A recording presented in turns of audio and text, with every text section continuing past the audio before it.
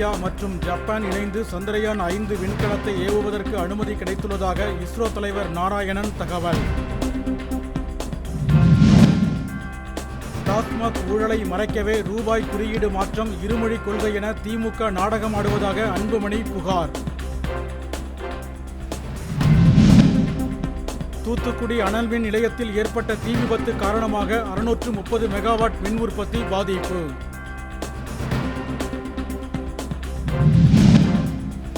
காவிரி நீர்பிடிப்பு பகுதிகளில் அவ்வப்போது பெய்யும் மழை காரணமாக மேட்டூர் அணைக்கு நீர்வரத்து 452 கன அடியாக உயர்வு.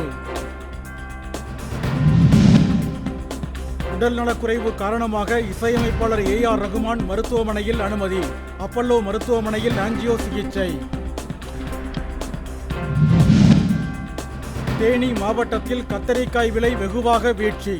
அறுவடை செய்யாமல் நிலத்திலேயே உழுது உரமாக்கும் விவசாயிகள். பராமரிப்பு பணிகள் காரணமாக சென்னையிலிருந்து கும்மிடிப்பூண்டி சூலூர்பேட்டை செல்லும் 21 புறநகர் தொடர்வண்டிகள் நாளை ரத்து. வேலூர் மாவட்டம் கேவிக்குப்பம் அருகே டெங்கு காய்ச்சலால் பாதிக்கப்பட்ட சிவானி என்ற 9ஆம் வகுப்பு மாணவி சிகிச்சை பலனின்றி உயிரிழப்பு.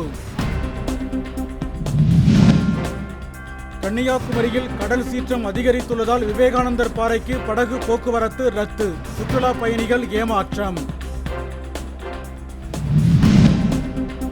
விருதாசலம் அருகே அருள்தாஸ் என்பவர் குடி போதையில் உழவூர்தி மூலம் வீட்டை இடித்ததில் அவரது மாமியார் அஞ்சலை உயிரிழப்பு.